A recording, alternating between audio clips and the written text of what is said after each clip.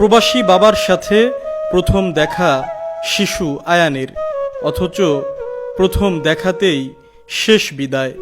কারণ প্রবাস থেকে বাড়ি ফিরেছে বাবার নিথর দেহ।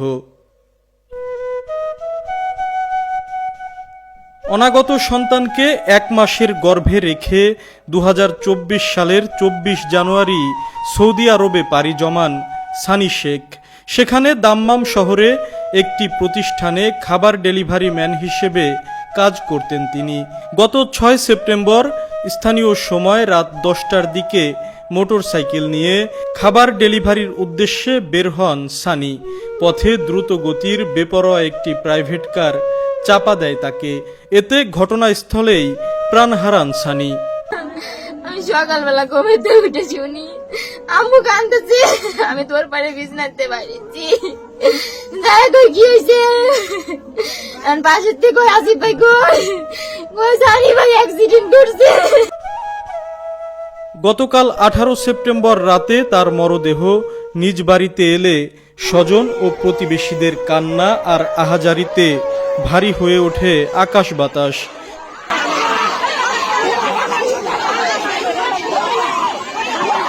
সানির সেই অনাগত সন্তান আয়ানের বয়স এখন 1 বছর। দীর্ঘ প্রতীক্ষার পর আজ সকালে প্রথমবারের মতো দেখা হলো বাবা ছেলের। তবে ভাগ্যের নির্মম পরিহাস, দুজনের কেউ কাউকে জড়িয়ে ধরতে পারছে না আদরের ছোঁয়া দিতে।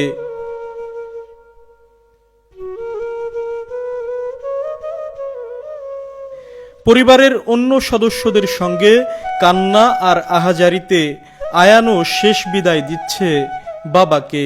কে জানে বাবাকে বলার জন্য কত শত কথা জমে আছে ছোট্ট আয়ানের মনে, কিন্তু সেই কথাগুলো আর কোনোদিনও বলা হবে না তার। বাবা ডাকার আক্ষেপটাও থেকে যাবে তার সারা জীবনের সঙ্গী হয়ে।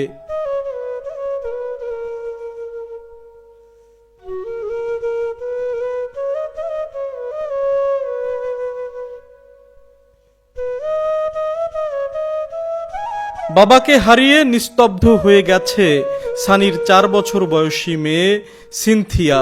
স্বামীকে হারিয়ে পাগলপ্রায় স্ত্রী আসিয়া বেগম। বারবার মূর্ছা যাচ্ছেন মা আনোয়ারা বেগম। আদরের একমাত্র ভাইকে হারিয়ে 2 বোনের আহাজারি কাঁদিয়েছে উপস্থিত সকলকেই। সানিকে শেষ বিদায় জানাতে এসে আবেগাপ্লুত হয়ে পড়েন গ্রামের শত শত নারী পুরুষ।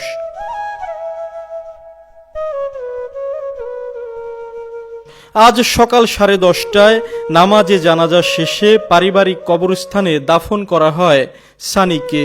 শেষ হয় এক রেমিট্যান্স যোদ্ধার সংগ্রামী জীবনের অধ্যায়।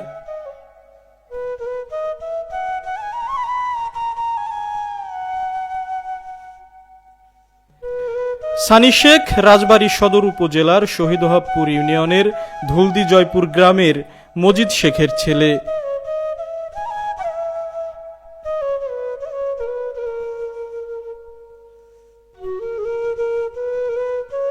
বন্ধুরা, ভিডিওটি যদি আপনাদের হৃদয় ছুঁয়ে যায় তাহলে লাইক, শেয়ার ও কমেন্টস করুন এবং আমার পেজটি ফলো করে সঙ্গেই থাকুন।